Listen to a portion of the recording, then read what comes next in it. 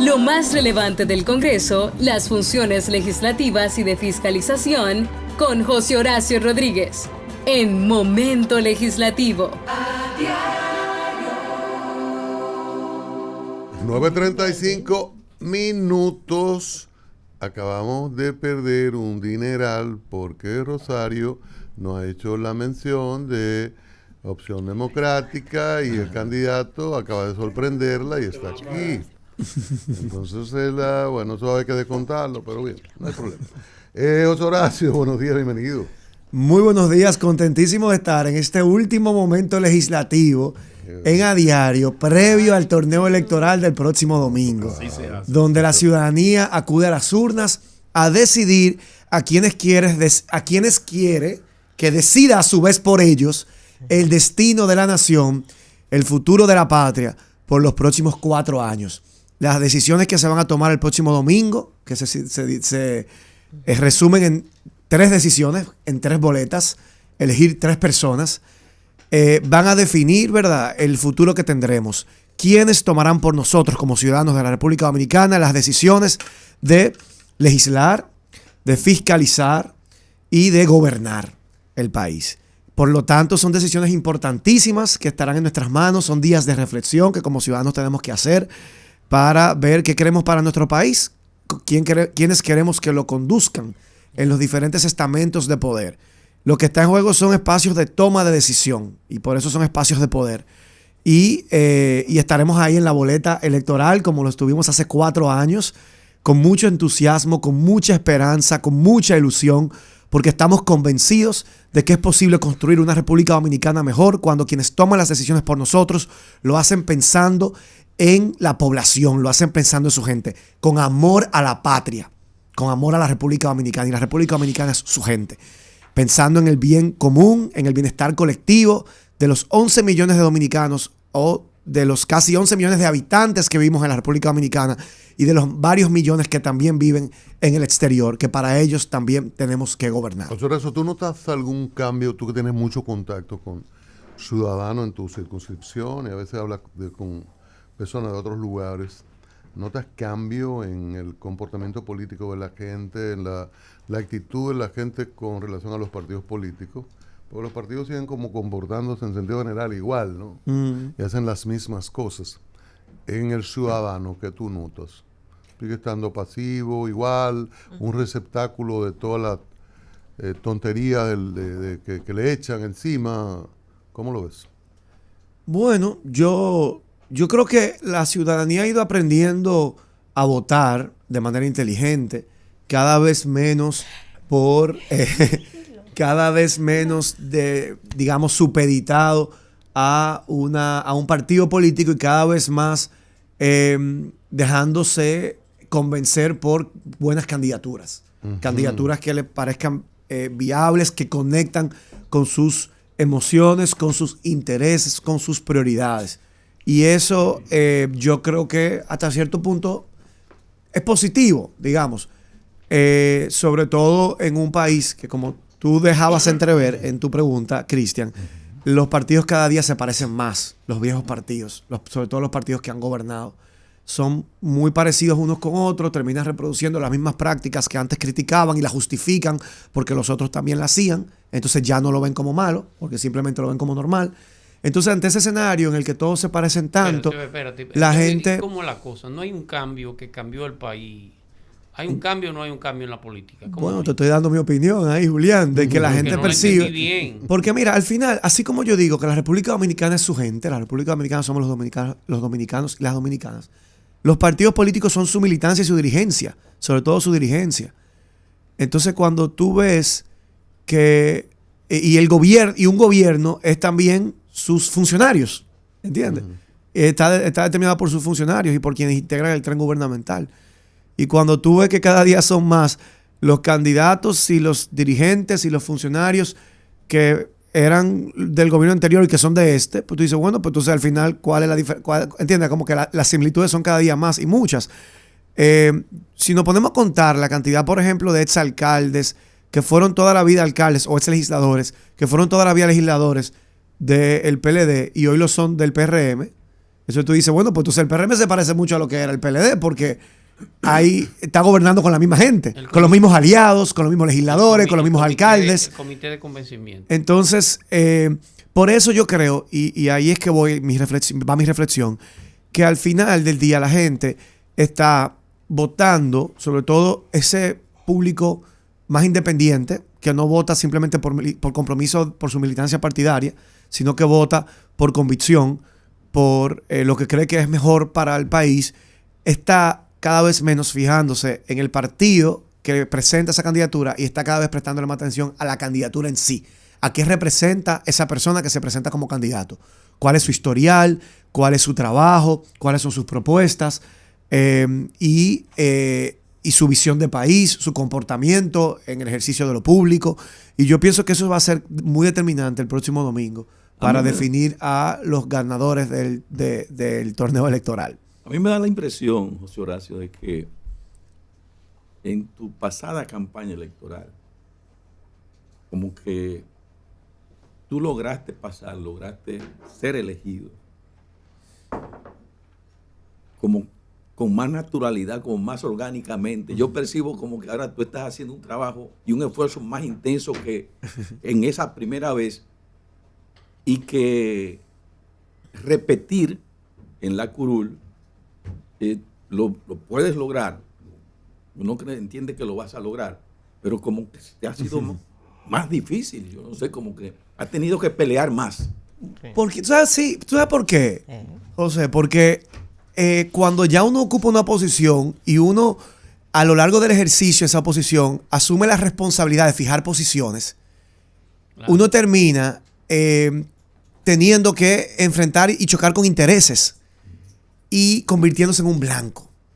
Sobre todo, como dicen, al árbol que da frutos es al que le arrojan piedras. Claro. Entonces, cuando uno va como candidato por primera vez y sobre todo en un partido emergente, la gente no te fija como un blanco, como un objetivo a vencer, porque la gente entendía que yo no tenía posibilidades de ganar.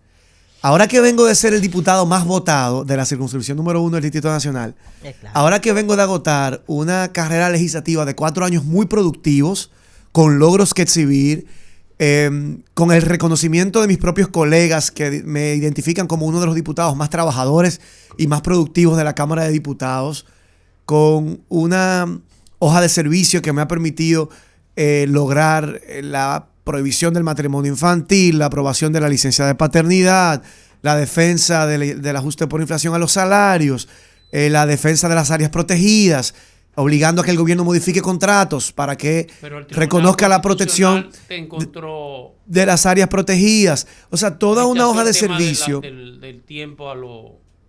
Pero de la paternidad. Nosotros logramos que la ley se aprobara incluso antes de que el Tribunal Constitucional fallara en ese sentido. Y luego de que se aprobó en la Cámara, vino el fallo del Tribunal Constitucional que le manda una orientación al Senado de que esa ley tiene que ser acogida. Pero te decía, porque me interrumpiste la idea ahí, Julián, que bueno, todo ese trabajo ha provocado que, espérate, este muchacho tiene un nivel de simpatía, de capacidad, ha logrado cosas, fue tan votado, que hay que ponerle mucha zancadilla, porque al final las posiciones en el Congreso son limitadas y son posiciones de poder, claro, que otros quieren ocupar, y otros que tienen a su vez mucho más poder, porque controlan instituciones públicas con grandes presupuestos, dinero, defienden intereses de grupos empresariales específicos que quizás les resulta incómodo tener un José Horacio en el Congreso. A quien sí le resulta muy conveniente tener un José Horacio en el Congreso es a la ciudadanía dominicana. Es a esa ciudadanía que no encuentra que su voz se escuche dentro del Congreso Nacional. Esa ciudadanía que no tiene quien la defienda cuando viene una reforma fiscal. Esa ciudadanía que no tiene quien hable por ella cuando se intentan privatizar los servicios públicos. Entonces, convirtiendo servicios públicos que solamente pueden acceder a ellos quienes puedan contar con los recursos para ofrecerlos, pero es que la salud es un derecho, pero es que la educación también. Entonces a esa ciudadanía sí le conviene tener a un José Horacio en el Congreso, sobre todo también a esa ciudadanía que quiere ver que sus recursos sean bien utilizados, que se combate y se persiga la corrupción, que no quiere un código penal que sea complaciente con los corruptos. A esa ciudadanía sí le conviene tener a José Horacio en el Congreso, porque José Horacio ha defendido que la corrupción debe ser un delito imprescriptible en el Código Penal, mientras algunos senadores fueron con jurisprudencia internacional y todos los argumentos jurídicos para justificar que la corrupción prescriba a los 10 años. Entonces, a esos que quieren tener un manto para poder proteger la corrupción, no le conviene un José Horacio en el Congreso. Y por eso es que quizá tú percibes, José Francisco, que se me haya hecho un poco más difícil ahora esta contienda, porque hay mucha gente que les resulta incómodo con tener un José Horacio en el Congreso, al que no le baja en línea, José, que no coge cofrecitos ni exoneraciones, pero que va al Congreso de la República a defender el bien común, a hacer buena política, a luchar por la justicia social y a hacerlo bien, de manera transparente y rindiendo cuentas. Y yo sé que esa ciudadanía es mayoría dentro de la circunscripción número 1 del Distrito Nacional y por lo tanto, el próximo domingo, las urnas se llenarán de votos color marrón en la casilla 29 para que siga habiendo esperanza y la seguridad y certeza de que en la Cámara de Diputados hay una voz que defiende al pueblo dominicano. ¿Cómo lograste esa rendición de cuentas que nos estás haciendo de manera resumida? ¿Cómo la pudiste lograr siendo uno solo en el hemiciclo? Y de hecho, viendo en la premier del documental, aquí estamos en un momento bastante álgido donde se te escuchaba. Había otro colega tuyo diciendo cosas y pronunciándose respecto de una iniciativa que tú habías impulsado y de atrás, allá se escuchaba la voz tuya, eso no es así, esto es tal y tal. ¿Cómo lo lograste? Porque también aparece en ese documental reuniones tuyas con diferentes colegas dentro del hemiciclo. Mira, yo creo que yo tuve una oportunidad privilegiada como diputado nuevo en el 2020, que no tienen todos los que llegan por primera vez a la Cámara, ¿verdad? Como novatos, que fue la posibilidad de ser vocero de una bancada de 2 diputados, pero como vocero eso me dio un privilegio, que es que yo podía, bueno, yo llegué en la bancada que en su momento era de Alianza País, luego pasó a ser la bancada alternativa progresista, representada por 3 partidos, Opción Democrática, Alianza País y el Partido Liberal Reformista, que conformamos un bloque de diputados. No todos los diputados cuando llegan nuevos tienen esa oportunidad. Eso me permitió ser parte de la comisión coordinadora de la Cámara, que es integrada por unos 12 diputados en esta ocasión, y es la comisión, una de las comisiones más importantes, porque la preside el propio presidente de la Cámara de Diputados, la integra el bufete directivo y la integran los voceros de cada una de las bancadas, que suelen ser de los diputados más veteranos de cada uno de los bloques. O sea, que esa plataforma... Entonces, eso me permitió poderme codiar en mi primer año como diputado de manera permanente todas las semanas con el bufete directivo, el presidente de la Cámara y con los voceros del PRM, el PLD, la Fuerza del Pueblo, el PRD, el Partido Reformista. El vocero del Partido Reformista, recordemos que es el diputado Máximo Castro, que tiene más de 30 años en la Cámara de Diputados. El del PLD en su momento era el diputado Gustavo Sánchez, con 4 periodos en la Cámara de Diputados, y que fue vocero siendo el partido PLD partido de gobierno. El vocero del PRM también es, bueno, el Julito Fulcar, que en ese momento hermano del ministro de Educación, también diputado de ya de más de un periodo, repitiente en la Cámara de Diputados y vocero de la bancada oficialista. Entonces, estar en esa comisión coordinadora me permitió poderme reunir semanalmente con el liderazgo de la Cámara, siendo un diputado novato y de un partido minoritario. Pero ese contacto permanente con el liderazgo de la Cámara me permitió poder ir construyendo vínculos que son importantísimos para poder lograr resultados en un órgano como la Cámara de Diputados, tan amplio, integrado por 190 diputados, en el que confluyen tantos intereses y tantas fuerzas políticas. Y eso me permitió poder persuadir, convencer de muchos de mis proyectos e iniciativas a ese liderazgo de la Cámara.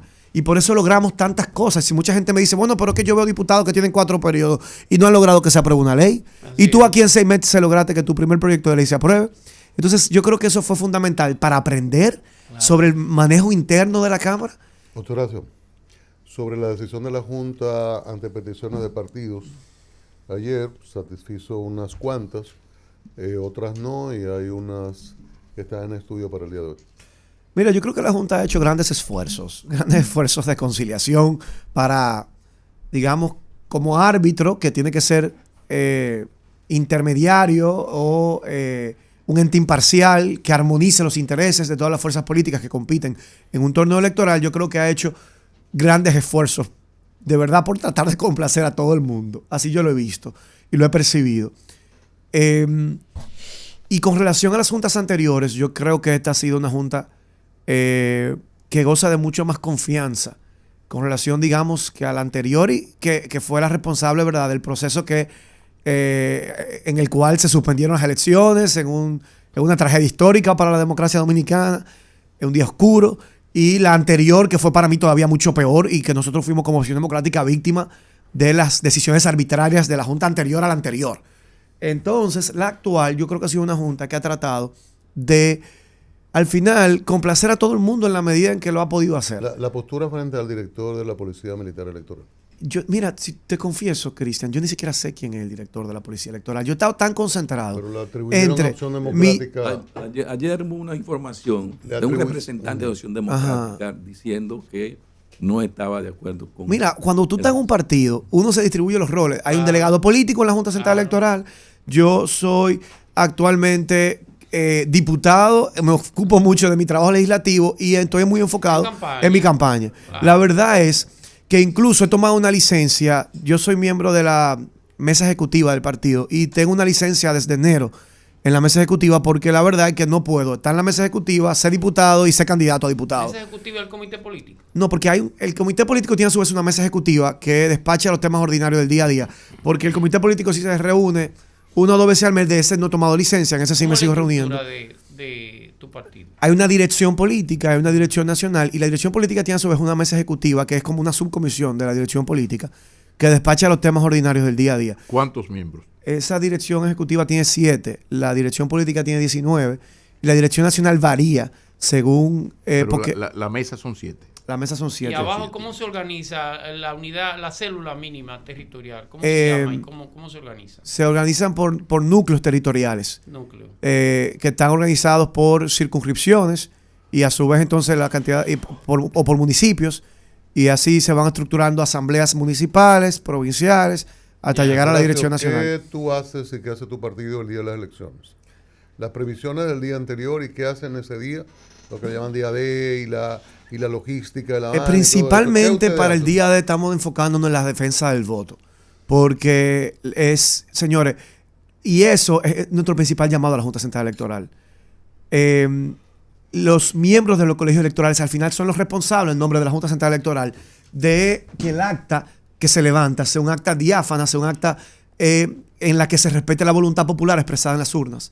Y nosotros se ha podido hacer un trabajo de identificar solamente en la circunscripción número 1 del Distrito Nacional cerca de 100 actas que evidencian indicios de fraude de 750 mesas.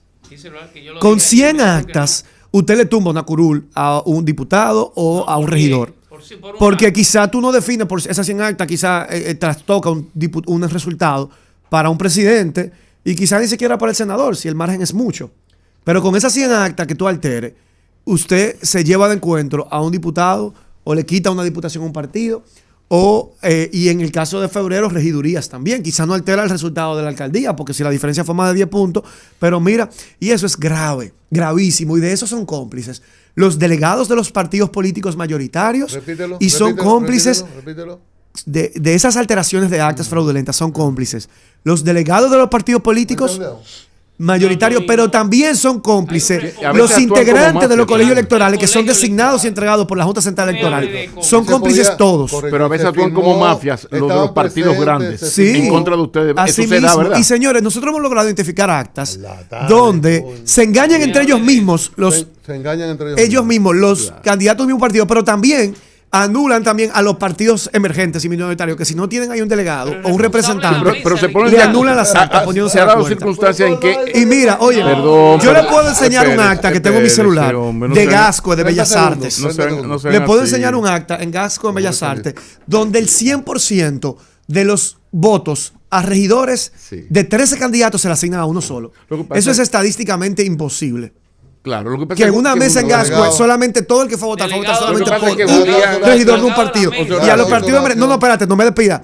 En la casilla 29 de Opción Democrática, posición número 5, encontrarán el rostro de José Horacio, que espera ser marcado por todos los dominicanos y las dominicanas de la circunscripción número 1 del Distrito Nacional, que creen que la buena política sí es posible y que quieren contar con una voz independiente dentro de la Cámara de Diputados que defiende sus intereses porque no le bajan líneas políticas, sino que defiende las causas del bien común y los intereses colectivos del pueblo dominicano. La ley industrial es la ferretería más completa. Nos vemos el domingo en las urnas. Roberto, traidor. Llegamos al final de esta jornada